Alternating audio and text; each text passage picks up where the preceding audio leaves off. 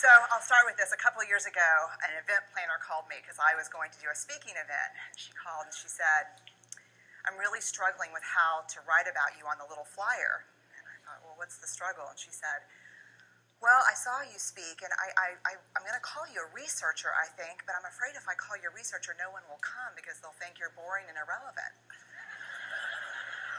And I was like, okay. And she said, but the thing I liked about your talk is, you're a storyteller, so I think what I'll do is just call you a storyteller. And of course, the academic, insecure part of me was like, you're going to call me a what? And she said, I'm going to call you a storyteller. And I was like, oh, why not Magic Pixie? I was like, let me think about this for a second. And so I tried to call deep on my courage, and I thought, I am a storyteller. I'm a qualitative researcher. I collect stories. That's what I do. And maybe stories are just data with a soul, and maybe I'm just a storyteller. So I said, you know what? Why don't you just say I'm a researcher storyteller? And she went, there's no such thing. So I'm a researcher storyteller. And I'm going to talk to you today. We're talking about expanding perception. And so I want to talk to you and tell some stories about a piece of my research that fundamentally expanded my perception and really actually changed the way that I live and love and work and parent. And this is where my story starts. When I was a young researcher, doctoral student, my first year I had a research professor who said to us, here's the thing, if you cannot measure it, it does not exist. And I thought he was just sweet-talking me. I was like, really? And he's like, absolutely. So you have to understand that I have a bachelor's in social work, a master's in social work, and I was getting my PhD in social work. So my entire academic career was surrounded by people who kind of believed in the life's messy, love it, and I'm more the life's messy, clean it up, organize it, and put it into a bento box.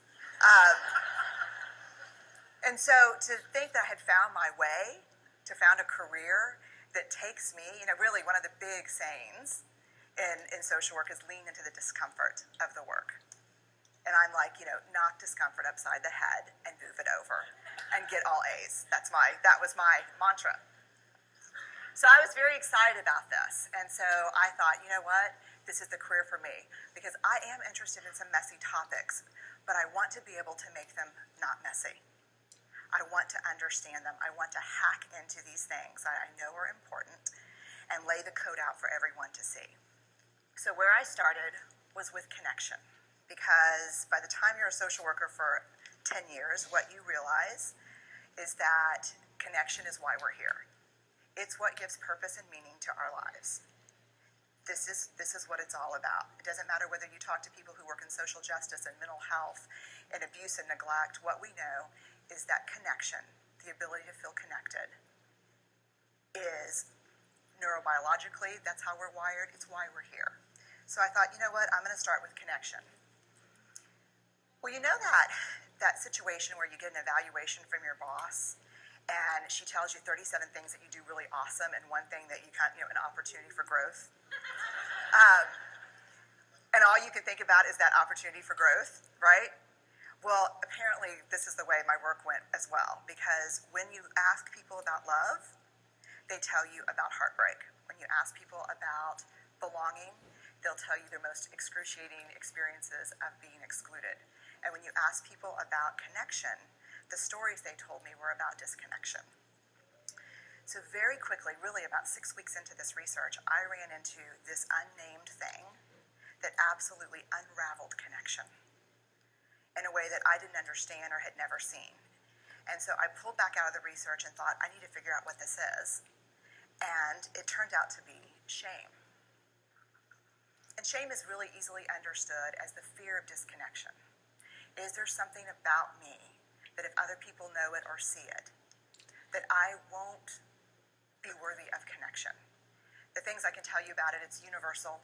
We all have it. The only people who don't experience shame have no capacity for human empathy or connection. No one wants to talk about it, and the less you talk about it, the more you have it. What underpinned this shame, this I'm not good enough, which we all know that feeling. I'm not blank enough. I'm not thin enough, rich enough, beautiful enough, smart enough, promoted enough. The thing that underpinned this was excruciating vulnerability. This idea of, in order for connection to happen, we have to allow ourselves to be seen, really seen. And you know how I feel about vulnerability. I hate vulnerability. And so I thought, this is my chance to beat it back with my measuring stick. I'm going in. I'm going to figure this stuff out. I'm going to spend a year. I'm going to totally deconstruct shame. I'm going to understand how vulnerability works. And I'm going to outsmart it. So I was ready. And I was really excited. As you know, it's not going to turn out well. You know this. So I could tell you a lot about shame, but I'd have to borrow everyone else's time. But here's what I can tell you that it boils down to. And this may be one of the most important things that I've ever learned in the decade of doing this research. My 1 year has turned into 6 years, thousands of stories, hundreds of long interviews, focus groups. At one point, people were sending me journal pages and sending me their stories, thousands of pieces of data. And 6 years, and I kind of got a handle on it. I kind of understood this is what shame is, this is how it works. I wrote a book, I published a theory, but something was not okay. And what it was is that if I roughly took the people I interviewed and divided them into people who really have a sense of worthiness, that's what this comes down to, a sense of worthiness. They have a strong sense of love and belonging. And folks who struggle for it, and folks who are always wondering if they're good enough. There was only one variable that separated the people who have a strong sense of love and belonging and the people who really struggle for it, and that was the people who have a strong sense of love and belonging believe they're worthy of love and belonging. That's it. They believe they're worthy. And to me, the hard part of the one thing that keeps us out of connection is our fear that we're not worthy of connection, was something that personally and professionally I felt like I needed to understand better. So what I did is I took all of the interviews where I saw worthiness, where I saw people living that way, and just looked at those. What do these people have in common? And I have a slight office supply addiction, but it's another talk.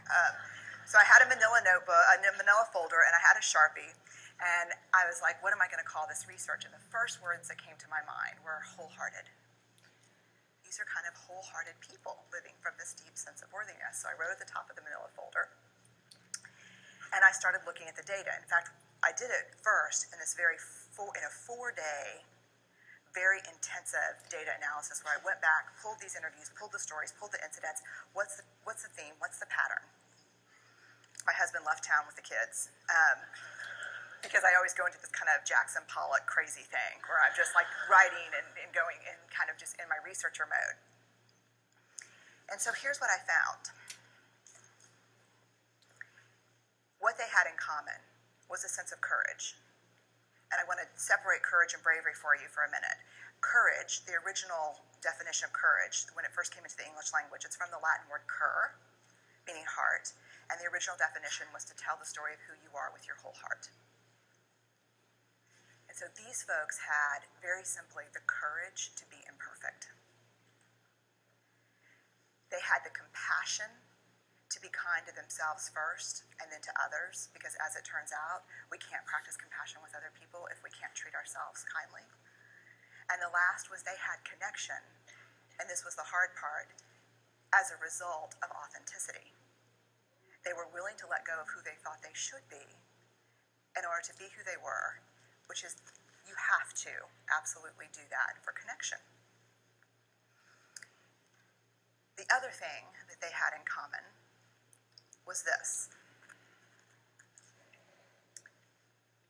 They fully embraced vulnerability. They believed that what made them vulnerable made them beautiful.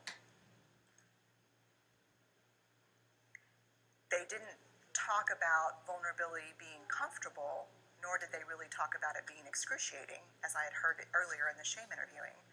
They just talked about it being necessary. They talked about the willingness to say I love you first. The willingness to do something where there are no guarantees. The willingness to breathe through waiting for the doctor to call after your mammogram. The willing to invest in a relationship that may or may not work out. They thought this was fundamental. I personally thought it was betrayal. I could not believe I had pledged allegiance to research, where our job, the definition of research is to control and predict, to study phenomenon for the explicit reason to control and predict. And now my mission to control and predict had turned up the answer that the way to live is with vulnerability and to stop controlling and predicting. This led to a little breakdown, which actually looked more like this. And it did. It led to I call it a breakdown, my therapist calls it a spiritual awakening. Spiritual awakening sounds better than breakdown, but I assure you it was a breakdown. And I had to put my data away and go find a therapist. Let me tell you something. You know who you are when you call your friends and say, I think I need to see somebody. Do you have any recommendations? Because about 5 of my friends are like, woo, I wouldn't want to be your therapist. And I was like, what does that mean? And they're like, I'm just saying, don't bring your measuring stick. I was like, okay. So I found a therapist. My first meeting with her, Diana, I brought in my list of the way the wholehearted live. And I sat down, and she said, how are you? And I said, I'm great, I'm okay. And she said, what's going on? And I said, and this is a therapist who sees therapists, because we have to go to those because their BS meters are good. And so I said, here's the thing, I'm struggling. And she said, what's the struggle? And I said, well, I have a vulnerability issue, and I know that vulnerability is kind of the core of shame and fear and our struggle for worthiness, but it appears that it's also the birthplace of joy, of creativity, of belonging, of love, and I think I have a problem, and I need some help. And I said, but here's the thing, no family stuff, no childhood shit, I just need some strategies.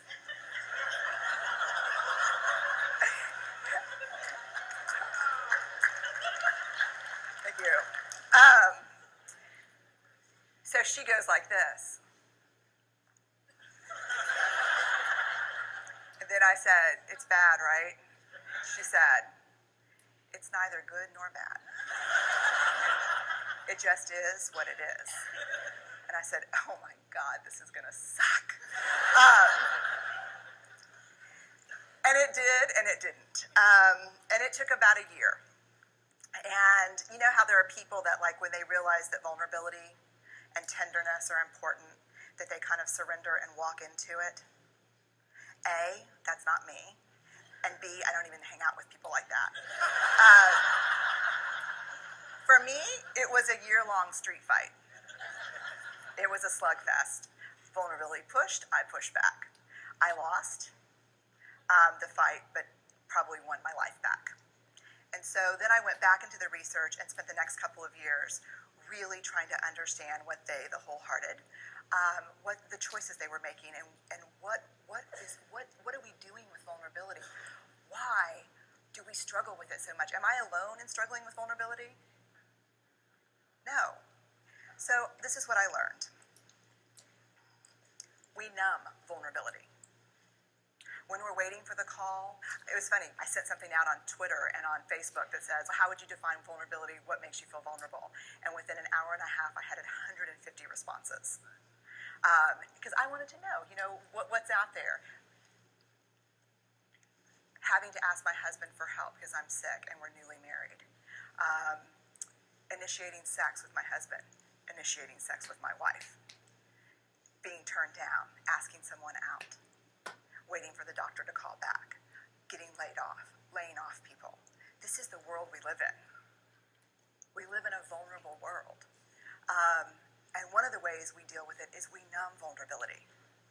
And I think there's evidence, and it's not the only reason this evidence exists, but I think that it's a huge cause.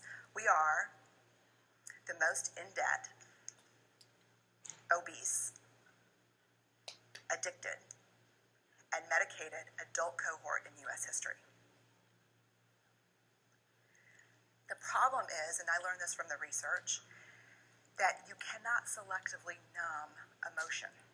You can't say, here's the bad stuff. Here's vulnerability, here's grief, here's shame, here's fear, here's disappointment. I don't want to feel these. I'm going to have a couple of beers and a banana nut muffin. I don't want to feel these. And I know that's knowing laughter. I hack into your lives for a living. I know that's, God. You can't numb those hard feelings without numbing the other affects or emotions. You cannot selectively numb. So when we numb those, we numb joy. We numb gratitude. We numb happiness. And then we are miserable and we are looking for purpose and meaning. And then we feel vulnerable. So then we have a couple of beers and a banana nut muffin. And it becomes this dangerous cycle. One of the things that I think that we need to think about is why and how we numb. And it doesn't just have to be addiction.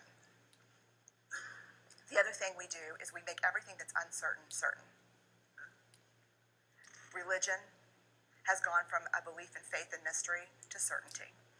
I'm right, you're wrong, shut up. That's it. Just certain.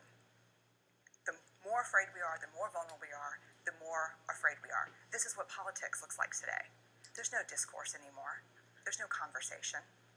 There's just blame. You know how blame is described in the research?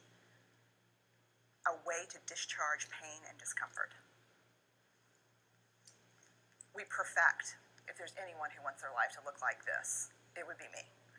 But it doesn't work, because what we do is we take fat from our butts and put it in our cheeks. Which just, I hope in 100 years people will look back and go, wow. And we perfect, most dangerously, our children. Let me tell you what we think about children. They're hardwired for struggle when they get here. When you hold those perfect little babies in your hand, our job is not to say, look at her, she's perfect. My job is just to keep her perfect, make sure she makes the tennis team by 5th grade and Yale by 7th grade. That's not our job. Our job is to look and say, you know what? You're imperfect and you're wired for struggle, but you are worthy of love and belonging. That's our job. Show me a generation of kids raised like that, and we'll end the problems I think that we see today. We pretend that what we do doesn't have an effect on people. We do that in our personal lives. We do that corporate, whether it's a bailout, an oil spill, a recall. We pretend like what we're doing doesn't have a huge impact on other people. I would say to companies, this is not our first rodeo, people. We just need you to be authentic and real and say, we're sorry, we'll fix it. But there's another way, and I'll leave you with this. This is what I have found. To let ourselves be seen, deeply seen, vulnerably seen. To love with our whole hearts, even though there's no guarantee. And that's really hard, and I can tell you as a parent, that's excruciatingly difficult. To practice gratitude and joy in those moments of kind of terror when we're wondering, can I love you this much? Can I believe in this as passionately? Can I be this fierce about this? Just to be able to stop and instead of catastrophizing what might happen, to say, I'm just so grateful. Because to feel this vulnerable means I'm alive. And the last, which I think is probably the most important, is to believe that we're enough. Because when we work from a place, I believe, that says, I'm enough, then we stop screaming and start listening. We're kinder and gentler to the people around us, and we're kinder and gentler to ourselves. That's all I have.